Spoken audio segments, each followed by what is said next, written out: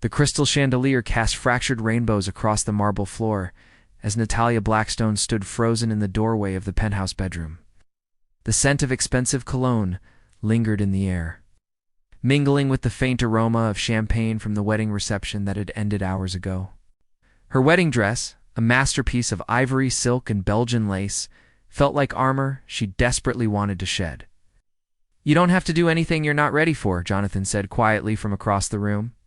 He had loosened his tie, but still wore his wedding tuxedo, looking every inch the billionaire who had just acquired his most valuable asset. His piercing blue eyes studied her with an intensity that made her skin burn. Natalya's fingers trembled as she touched the pearl necklace. At her throat, at 23, she possessed an ethereal beauty that had made her the envy of every debutante in high society. But tonight those dark chocolate eyes held only terror. "I know what's expected of me," she whispered, though her voice cracked on. The last word? The city sprawled below them through floor-to-ceiling windows, millions of lights twinkling like fallen stars. This penthouse prison was more luxurious than anything she had ever imagined, yet she felt like a bird trapped in a golden cage. Her childhood home seemed a lifetime away, buried under the weight of her father's debts and her mother's crushing expectations.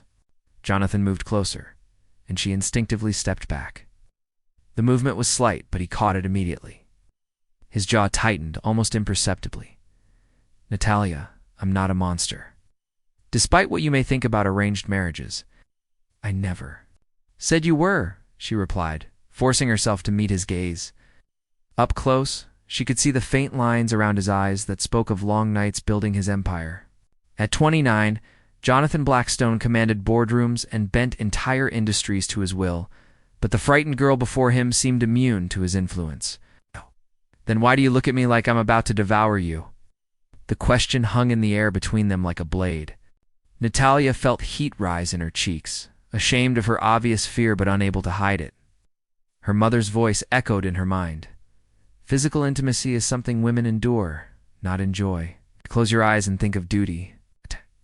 "I need time," she said, finally hating how weak she sounded. Jonathan studied her for a long moment, his business mind clearly calculating something she couldn't understand. How much time? The question caught her off guard. In her limited experience with men, she had expected demands, not negotiations. "I don't know. Days, weeks, months. I don't know," she repeated, her voice smaller now. Jonathan walked too. The window, his hands clasped behind his back, in a pose she would learn was his thinking stance. The silence stretched between them like a chasm. Finally, he turned back to her, his expression unreadable. "There are guest rooms down the hall. Choose whichever one you prefer." Relief flooded through her so powerfully that tears sprang to her eyes. "Thank you." "Don't thank me yet," he said, his voice taking on an edge she hadn't heard before. "I'm a patient man, Natalyia, but I'm not a saint. This marriage serves a purpose for both our families. Eventually that purpose will need to be fulfilled." She nodded, not trusting her voice to remain steady. "One more thing," he added as she moved toward the door. "In public, you are the devoted Mrs. Blackstone. Whatever private arrangements we make, stay between these walls. My reputation and your family's financial security depend on appearances." The words hit her like ice water.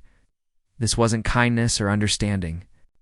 This was another business transaction, another calculation in the empire of Jonathan Blackstone. She was just another asset to be managed, another investment to yield returns in time. Of course, she managed to say, "Good night, husband." The door closed behind her. Jonathan's reflection stared back at him from the dark window.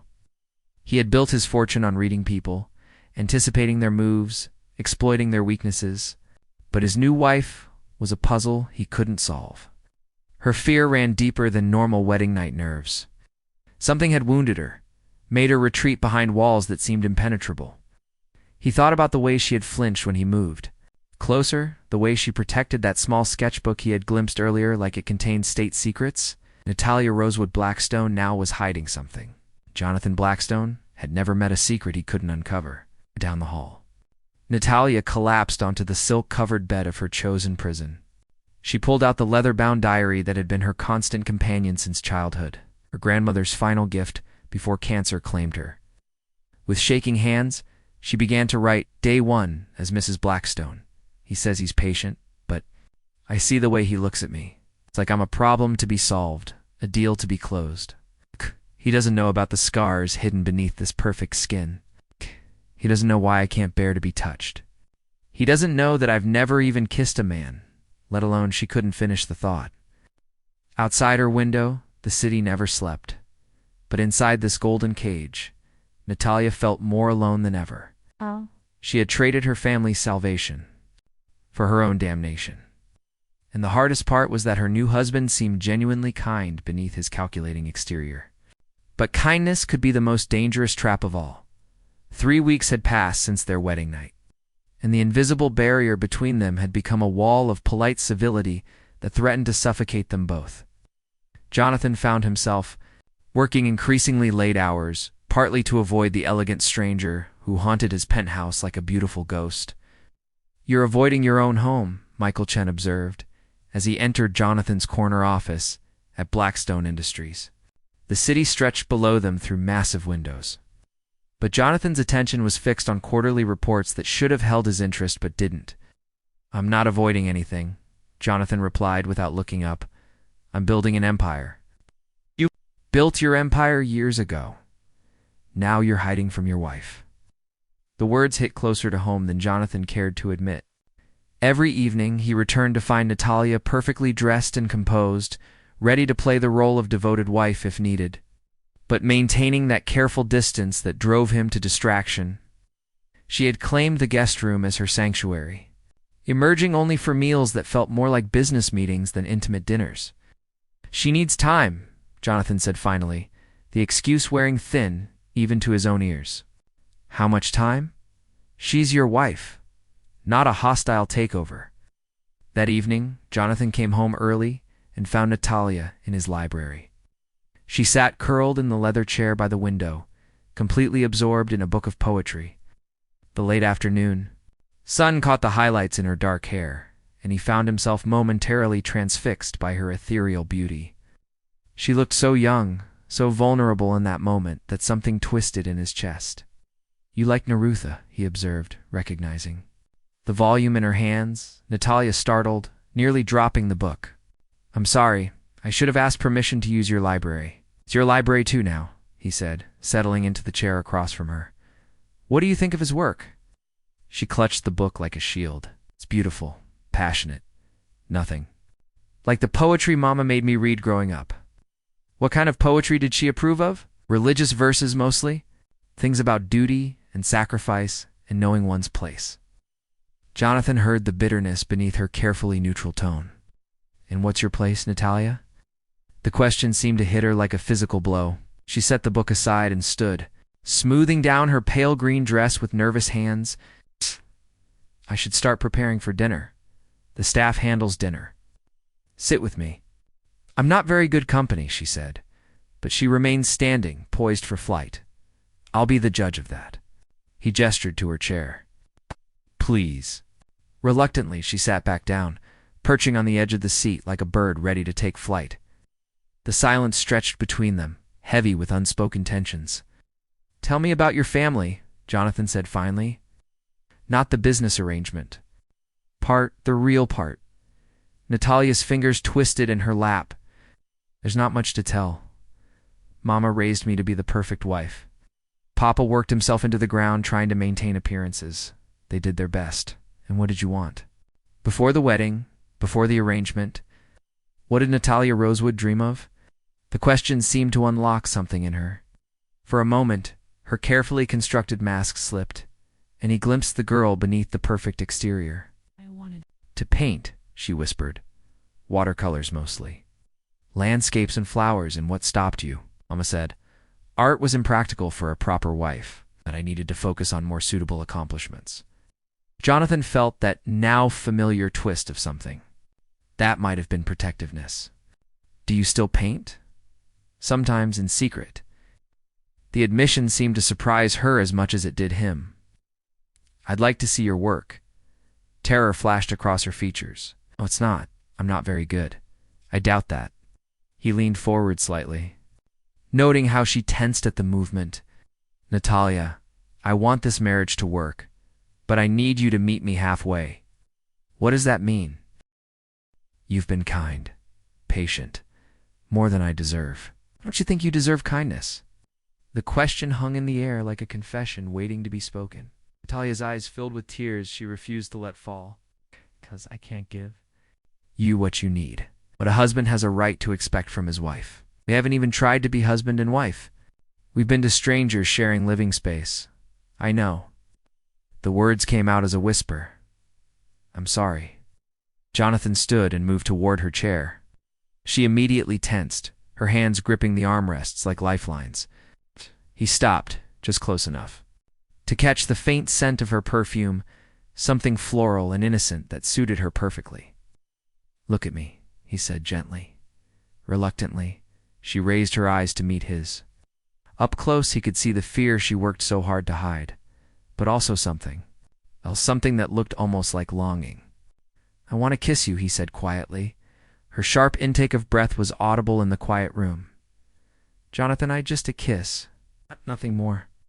She stared at him for a long moment, and he could practically see the war being fought behind those dark eyes. Finally, she gave the smallest nod imaginable. He leaned down slowly, giving her time to change her mind, to pull away. But she remained frozen in place as his lips brushed against hers in the softest possible contact. The kiss lasted only seconds, but when he pulled back, he saw something that made his chest tighten. Tears were streaming down her face. "I'm sorry," she gasped, covering her face with her hands. "I'm so sorry, I can't do this." She fled the room before he could respond, leaving him standing alone among his books with the taste of salt tears on his lips. Through the walls, he heard the sound of her door slamming, followed by muffled sobs that cut through him like shattered glass. Something was very wrong with his wife. And for the first time since their wedding, Jonathan Blackstone realized that all his patience and understanding might not be enough to bridge the chasm between them. 24 nights had passed since their wedding, and Jonathan was losing his mind. Each evening brought the same ritual: polite dinner conversation, careful distance, and Natalya's inevitable retreat to her sanctuary down the hall. The single kiss they had shared haunted him, not because it had been passionate, but because of her devastating reaction to it. Something had broken in her eyes that night, something that made his chest ache in ways he didn't understand. He stood in his study at midnight, nursing a glass of scotch and staring at quarterly projections that might as well have been written in ancient Greek for all the attention he could spare them. Down the hall, he could see the thin line of light beneath Natalya's door. She was awake, as she was every night at this hour, doing whatever mysterious things occupied her in that room. The sound of her door opening made him freeze. Through his partially opened study door, he watched her slip out into the hallway wearing a silk robe that made her look even more ethereal in the dim lighting. She moved like a ghost toward the kitchen, her bare feet silent on the marble floors. Jonathan waited several minutes before following, telling himself he was just checking to make sure she was all right. He found her sitting at the kitchen island, with a cup of tea, her dark hair falling like a curtain around her face as she stared into the steaming liquid. "Couldn't sleep either?" he asked quietly. She startled, nearly spilling her tea. "I didn't wake you, did I?" "I was already awake." He moved to the counter and poured himself coffee from the machine that was always ready. "Bad dreams? Something like that?" Her voice was smaller than usual, vulnerable in a way that made him want to pull her into his arms and promise that whatever haunted her nights would never touch her again. "Want to talk about it?" She shook her head, wrapping her hands around the warm mug like it was an anchor. "But it's nothing important." "Natalyia." He set down his coffee and turned to face her fully. "We can't keep living like this, like strangers, like roommates who happen to share a last name." "I know." The admission came out as a whisper. "I'm trying, Jonathan, I really am. Are you?" The question came out harder than he'd intended. "Because from where I stand, it looks like you're doing everything possible to avoid being my wife." Tears gathered in her eyes, but her voice remained steady. "I told you I needed time. It's been 24 days. I know exactly how long it's been."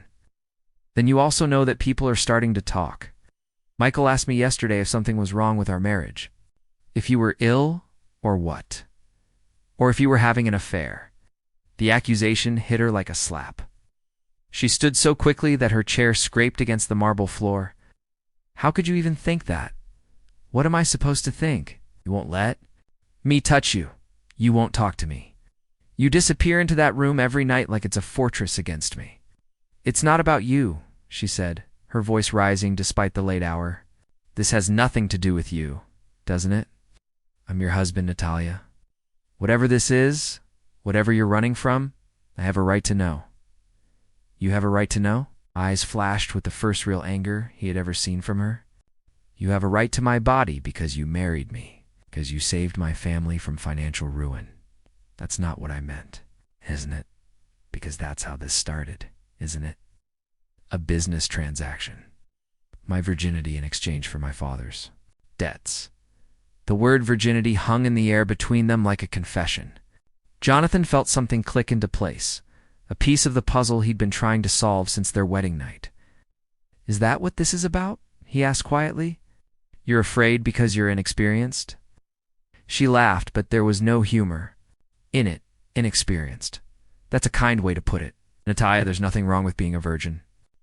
It's actually rather what? Refreshing? Quaint. Her voice cracked on the words. You don't understand. It's not just that I haven't. I can't. I physically cannot let a man touch me.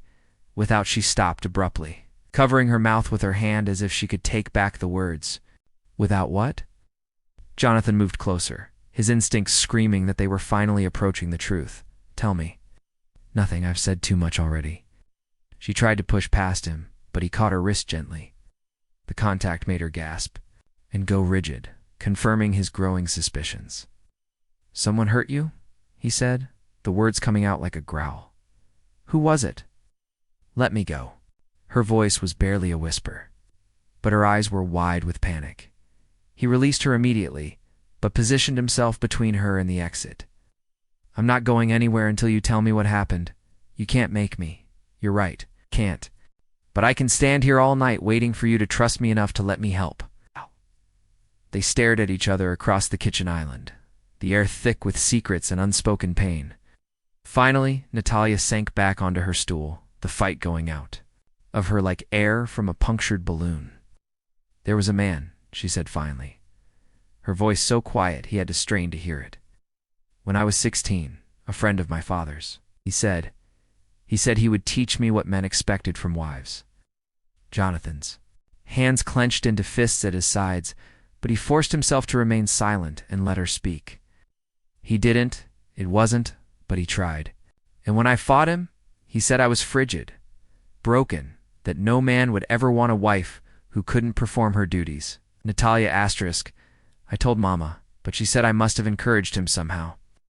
That proper ladies don't get themselves into such situations. She made me promise never to speak of it again. The pieces of the puzzle fell into place with devastating clarity.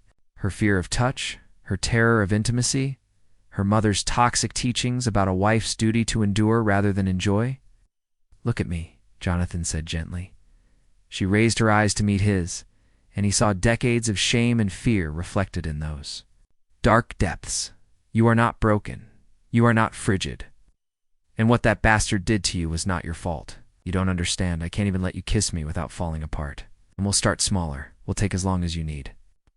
If I never get better, what if I can never be the wife you need? Jonathan moved around the island slowly, telegraphing his intentions so she could move away if she needed to. But she remained frozen in place as he approached. Then we'll figure it out together, he said, stopping just close enough to catch her scent, but not close enough to make her panic. But I need you to promise me something. What? No more secrets. No more hiding. If we're going to make this work, I need to know what I'm dealing with. She nodded, tears streaming down her face. I keep a diary. It's all in there. Everything. Will you show me? The question seemed to terrify her more than any physical contact. It's very personal. Private thoughts, and I'm your husband. Your partner? Let me in, Natalyia. Help you fight whatever demons are keeping you locked away from me. She studied his face for a long moment, searching for something he hoped she would find. Finally, she nodded. It's in my room, in the desk drawer. As they walked down the hall together, maintaining careful distance, but moving in the same direction, for the first time since their wedding, Jonathan felt something shift between them. It wasn't trust yet, but it was the beginning of honesty. And sometimes, that was enough to build on.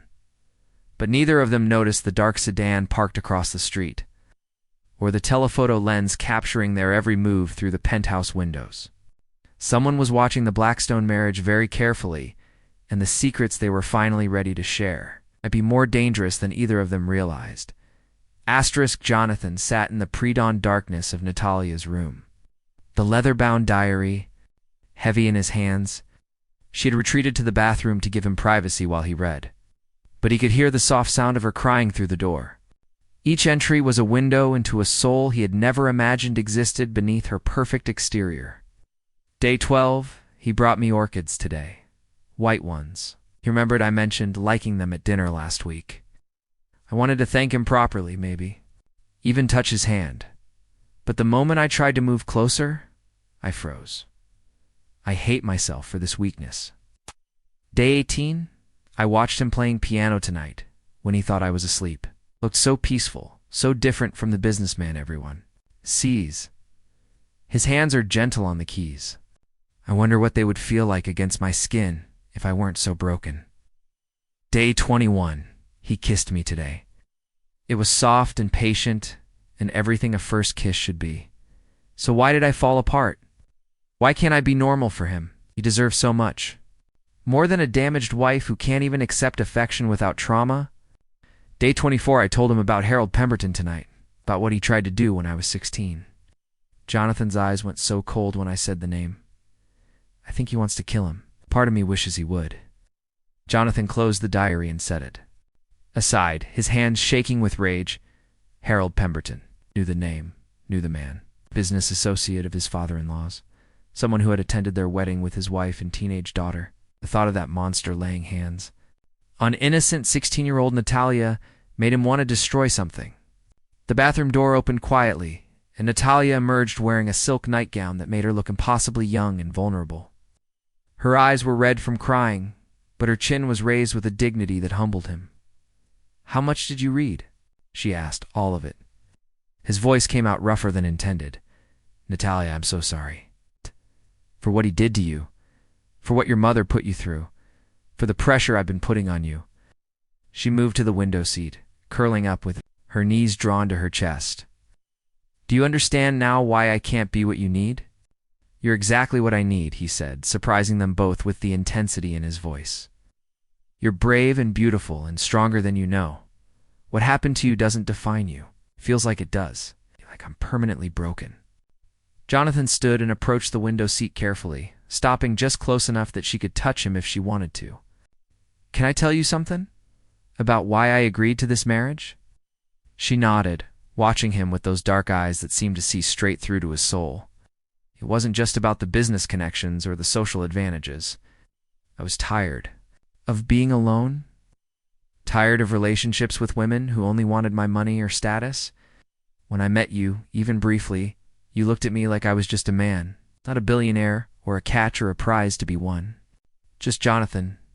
You are just Jonathan to me. That's the problem. I want to be close to you, but every time I try, I panic. Then we'll go slower, as slow as you need. She studied his face in the dim light filtering through the windows. You, ... Would you hold me? Just hold me. Now, the request was so soft he almost missed it. Are you sure? I want to try with you? Jonathan sat down on the window seat, leaving space between them. Come here, slowly. Stop. If you start to panic. Natalyia moved toward him like a frightened deer, every muscle tense with the effort of fighting her instincts. When she was close enough to feel his warmth, she paused. It's all right, he murmured. You're safe. She leaned against his side, and he carefully wrapped one arm around her shoulders. She stiffened for a moment, then slowly relaxed into his embrace. They sat that way as dawn broke over the city, two damaged souls finding comfort in each other's presence. This is nice, she whispered against his chest. Yes, it is. The moment was shattered by the sharp ring of Jonathan's phone. He considered. ignoring it, but the ringtone indicated his private line, the one only used for emergencies. "I'm sorry," he said, reaching for the device. "I have to take this. Mr. Blackstone?" The voice belonged to James Morrison, his head of security. "We have a problem. There are photographs." Jonathan's blood ran cold. "What kind of photographs? Of you and your wife? In your penthouse? Taken with a telephoto lens through your windows. They're explicit, sir. Intimate moments that should have been private." Natalyia must have sensed his tension because she pulled away from him, wrapping her arms around herself protectively. "Who has them?" Jonathan asked. "A tabloid called City Secrets. They're planning to run them tomorrow with a story about your marriage being a sham, about your wife being mentally unstable and refusing to consummate the marriage." The phone felt like it weighed 1,000 pounds in his hand. "How could they possibly know about?" "I don't know, sir, but they have details only someone very close to the situation could provide." Jonathan's eyes found Natalya's in the growing daylight, and he saw the exact moment she realized what was happening. Her face went white as porcelain. "They know about our arrangement," she whispered. "About my ... problems." "Someone talked," Jonathan said, his mind already racing through possibilities. "Someone with access to private information?" His phone buzzed with a text message. A photo of him and Natalyia in the kitchen from the night before, deep in intimate conversation. Below it, another message. "We need to talk. Meet me at the Grandview Hotel, room 412. Come alone." Jonathan stared at the initial, his blood turning to ice in his veins. Michael Chen, his best friend and business partner. The only person who knew the intimate details of his marriage arrangement. "Who is it?" Natalyia asked, seeing the expression on his face. "I have to go," he said, standing abruptly. "I need to handle this before it destroys both our families." "Jonathan, wait. Let me come with you." "No. Stay here. Don't answer the door. Don't take any calls from numbers you don't recognize." He was at the door when her voice stopped him. "If this gets out, if everyone knows about my shame, I don't think I can survive it." Jonathan turned back to look at the woman who had become so much more than just a business arrangement. She looked small and fragile in the morning light, but there was steel in her spine that reminded him why he had fallen for her in the first place. "I won't let that happen," he promised. "Whatever it takes, I'll protect you." As he left the penthouse, Jonathan's mind was already shifting into the cold, calculating mode that had built his empire. Someone had betrayed them, violated their most intimate moments, and turned their private pain into public entertainment. And when he found out who was responsible, they would learn exactly why crossing Jonathan Blackstone was the worst mistake of their life. But first, he had to confront his oldest friend and discover if the person he trusted most in the world was the one holding the knife aimed at his back. The Grandview Hotel's elevator seemed to rise with agonizing slowness as Jonathan rode to the 4th floor, each passing second giving him more time to process the betrayal cutting through his chest like shattered glass. Michael Chen had been his roommate at Harvard, his best man at countless business deals, the only person who knew every secret that mattered. Michael was behind this? Then Jonathan had fundamentally misjudged everyone in his life. Room 412's door stood slightly ajar when he arrived. Jonathan pushed it open to find Michael standing by the window, his normally immaculate appearance disheveled. Dark circles under his eyes suggested he hadn't slept. His hands shook as he lit a cigarette with expensive gold lighter.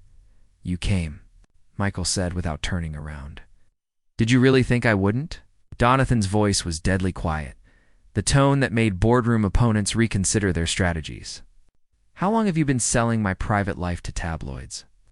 Michael finally turned, and Jonathan was shocked to see genuine anguish on his friend's face. "It's not what you think." "And explain it? Explain how intimate details about my marriage ended up in the hands of journalists. Explain how someone got close enough to photograph us through my own windows. They have my sister." The words hit Jonathan like a physical blow. "What? Mei Lin?" Michael's voice cracked on his sister's name. "She's been missing for 3 days. They took her from her apartment in Boston, left no trace except a phone number and instructions." Jonathan felt the cold calculation in his chest give way to something more human. Michael's sister was 21, a pre-med student at Harvard, The pride of their family. Who took her? I don't know. The voice on the phone was disguised, electronic. They said if I didn't provide them with information about your marriage, about Natalyia's psychological state, they would kill her. Why didn't you come to me? We could have handled this together. They said if I involved you or the police, she was dead. They knew things, Jonathan.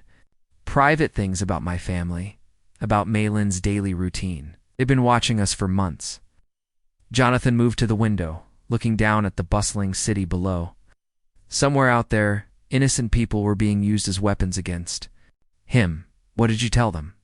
Everything. The admission came out as a broken whisper. About the arrangement between your families, about Natalyia's trauma, about her diary.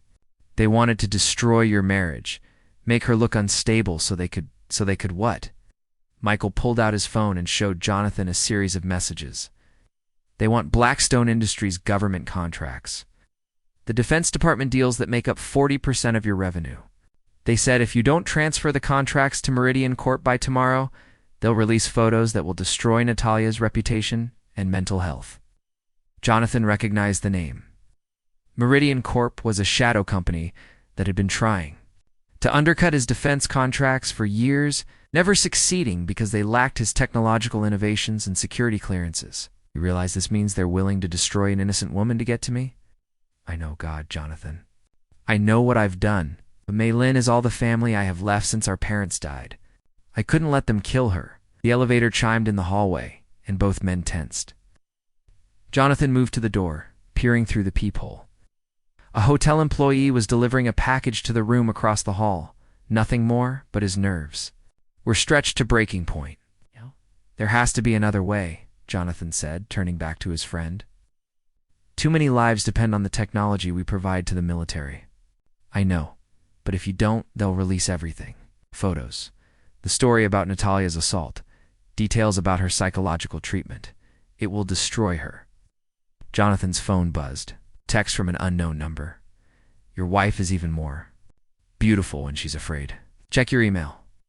With trembling fingers, Jonathan opened his email to find a video file. The timestamp showed it had been recorded 20 minutes ago. In the grainy footage, Natalyia sat in their penthouse living room, unaware she was being watched through the windows. She was painting at an easel he had never seen before, her face peaceful for perhaps the first time since their wedding.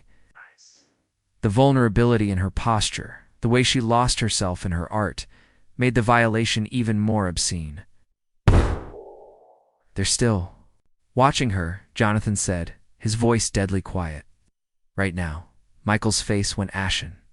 Jonathan, I swear I didn't know they were still. It doesn't matter what you knew. Jonathan was already moving toward the door. I'm going home. If they want a war, they'll get one. Wait. Michael grabbed his arm. There's something else. Something I haven't told you. Jonathan turned back, and the expression on his face made Michael step backward. The man orchestrating this. I managed to trace one of the calls. It's Harold Pemberton. The name hit Jonathan like a sledgehammer to the chest. The same man who had assaulted Natalyia when she was 16 was now using her trauma as a weapon against them both. He's been planning this since your wedding was announced, Michael continued. He knew about Natalyia's psychological state because he was the one who caused it. He's using her past to destroy your present. Jonathan felt something cold and murderous settle in his chest. Where is he, Jonathan? You can't just... Where is he? Michael pulled up another message on his phone. There's going to be a meeting tonight. 8 o'clock at the Meridian Corp offices downtown. He wants you to come alone to sign the contract transfers, and that's where I'll be. It's a trap. He'll never let Maylin go, and he'll destroy Natalyia anyway once he has what he wants. Jonathan studied his oldest friend's face, seeing fear and guilt and desperate hope warring in his features. You're right, which is why we're not playing by his rules. 20 minutes later, Jonathan burst through his penthouse door to find Natalyia exactly where she had been in the video, painting at an easel in the living room. She looked up with relief when she saw him. Thank God you're back. I was so worried. Back. A bag, we're leaving now. What happened? Is everything all right? Jonathan moved to the window and yanked the curtains closed, then began systematically checking every room for surveillance equipment. The man who hurt you when you were 16, Harold Pemberton, he's behind the photographs, the threats. He's been watching us. Natalyia went completely still, her paintbrush clattering to the floor. That's impossible. He wouldn't dare. He's already dared. And he's escalated to kidnapping and extortion. Jonathan found a small camera hidden in a flower arrangement, crushing it under his heel. He wants to destroy our marriage and steal my business contracts. He's using your trauma as leverage. I don't understand. Why would he go to such lengths? He's a predator, and predators don't like to lose control over their victims. Our marriage, your healing, your happiness, threatens his power over you. Natalyia's hands were shaking as she set down her palette. What does he want you to do? Jonathan moved to her side, careful not to touch her without permission, but close enough that she could feel his strength. He wants me to sign over 40% of my business empire, government contracts worth hundreds of millions of dollars, and do it. The words were so quiet he almost missed them. What? Give him what he wants. Not worth hundreds of millions of dollars, Jonathan. Not worth destroying your life's work. Don't you dare. His voice was fierce enough to make her look up at him in surprise.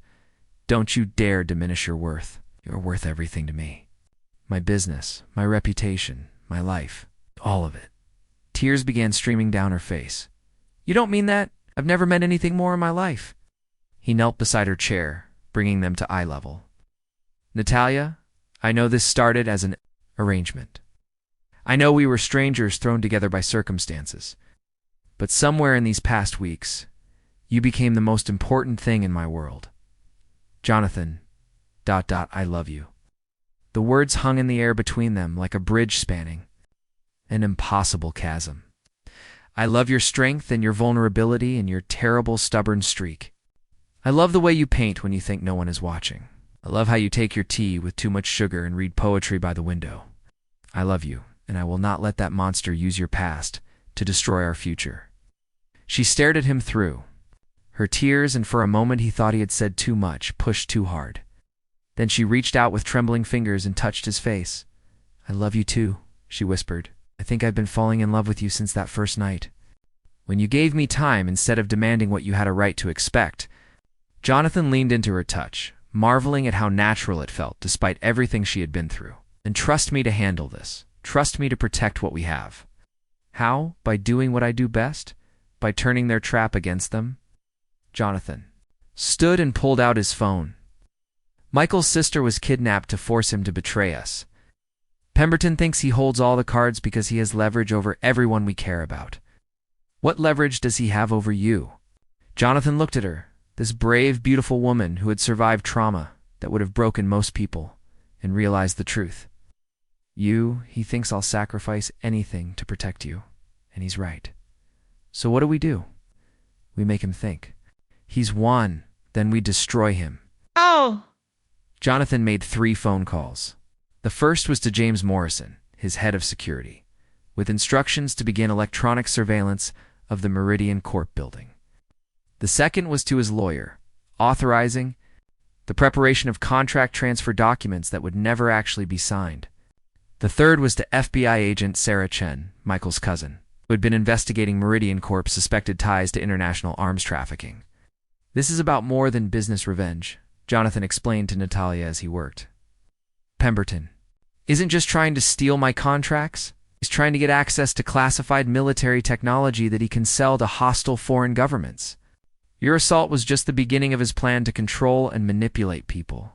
So we're not just saving ourselves. We're preventing him from endangering national security. Exactly. Jonathan paused in his preparations to look at her.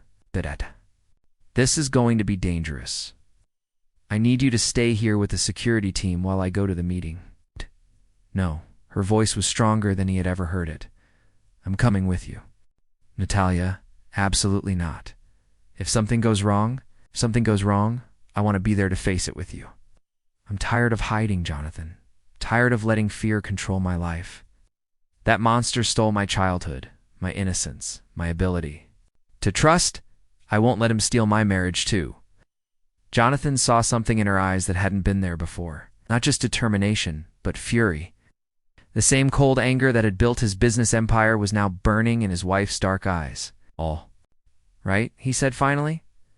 But we do this together. No heroics. No unnecessary risks. Agreed.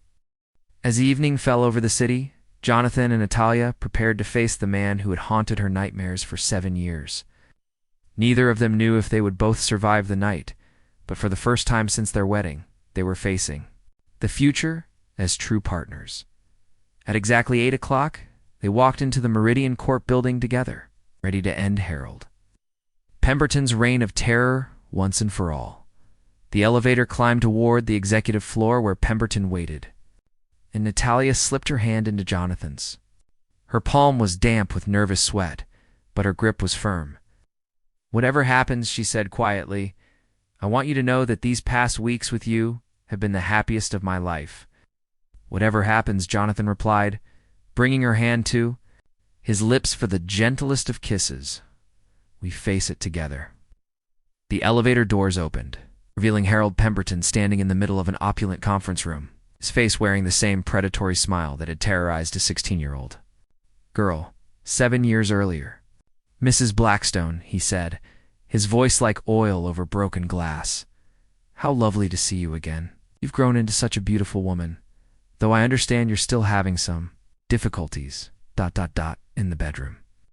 Jonathan moved protectively in front of Natalyia, but she stepped around him, her chin raised with regal dignity. "The only difficulty I have, Mr. Pemberton, is understanding how someone could be so pathetic as to build their entire life around tormenting children." Pemberton's smile faltered. "You always did have a mouth on you. It's going to change once your husband signs these contracts, and your marriage becomes the laughingstock of high society." "Actually," said a new voice from the doorway, "the only thing that's going to change is your address. From penthouse suite to federal prison cell." FBI agent Sarah Chen stepped into the room, followed by a team of federal agents. Behind them, Michael Chen supported a young Asian woman who could only be his sister, Mei Lin. "Harold Pemberton, agent," Chen announced. "You're under arrest for kidnapping, extortion, conspiracy to commit treason, and attempted sale of classified military technology to foreign agents." Pemberton's face went white as his carefully constructed plan crumbled around him. "You can't prove anything." "Actually, we can." Jonathan stepped forward, pulling a small recording device from his pocket. "Everything you just said was transmitted to the FBI, including your confession about using Natalyia's assault as psychological leverage. You manipulated my friend into betraying confidential information by threatening his sister's life," Jonathan continued. "You hired photographers to violate our privacy. You attempted to extort classified government secrets. And 7 years ago, you sexually assaulted a minor." Natalyia moved to Jonathan's side, her hand finding his as Pemberton was handcuffed. "You told me I was broken," she said to her attacker. "That no man would ever want a damaged wife, but you were wrong. The only broken person in this room is you." As the agents led Pemberton away, he looked back at Natalyia with pure hatred. "This isn't over. There are others who know your secrets. Others who can destroy you. Let them try," Jonathan said, his arm wrapping around his wife's shoulders. "We're not hiding anymore." Later that night, back in their penthouse with the curtains open and the city lights streaming through the windows, Jonathan and Natalyia sat together on the couch where so much of their early awkwardness had played out. "It's really over?" she asked, curled against his side in a way that would have been impossible just days earlier. "It's really over. Pemberton will spend the rest of his life in federal prison. The tabloid story will never run. Your reputation is safe. What about Michael? He betrayed us. He saved his sister's life. In his position, I would have done the same thing." Jonathan stroked her hair gently. "It's going to take some time off. Get therapy for Mei Lin. Maybe travel somewhere far from all this darkness." Natalyia tilted her head to look up at him. "And what about us? Where do we go from here?" "Wherever you want. We could travel, see the world, or we could stay here and build something beautiful together. Have the wedding we both actually wanted. Start a family when you're ready." "A family?" The word came out as a whisper. "Only "If you want one. Only when you're ready. We have all the time in the world." She was quiet for a long moment, then surprised him by laughing softly. "Do you know what I want right now?" What? I want you to play piano for me. I've been listening to you through the walls for weeks, and I think it's time I heard you play for me instead of despite me. Jonathan smiled and led her to the grand piano in the corner of the living room. As his fingers found the keys, he began to play a gentle melody that seemed to capture everything they had been through together. The fear, the doubt, the gradual building of trust, and finally, the love that had surprised them both. Natalyia leaned against the piano, watching his face as he played, and realized that for the first time in her adult life, she felt truly safe. Not just physically safe, but emotionally protected by someone who had seen her at her most vulnerable and chosen to love her anyway. Jonathan, yes. You ready? When you think I'm ready, I'd like to try again. 8. The physical part of marriage? Not because it's expected or demanded, but because I want to share that with you. He looked up from the keys, his blue eyes reflecting the city lights. Are you sure? I'm sure I want to try. With you. We're both ready. Then we'll take it one day at a time, one kiss at a time, one touch at a time. Not until you never doubt. Again, that you are loved completely and unconditionally. As the music filled their home, washing away the last shadows of fear and trauma, Natalyia Blackstone finally understood what her grandmother had meant when she wrote in her diary all those years ago. True love doesn't conquer all, darling, but it gives you the strength to conquer everything yourself. Outside their windows, the city that never slept sparkled with infinite possibilities. And for the first time since their wedding night, both Natalyia and Jonathan looked toward the future with hope instead of fear. They had fought for their love and won. Everything else was just the beginning of their real story together. Subscribe for more emotional romance stories and billionaire love tales. Like if you love stories about healing and second chances, comment, which part of the story hit you the hardest? Share with friends who love intense romantic drama. End.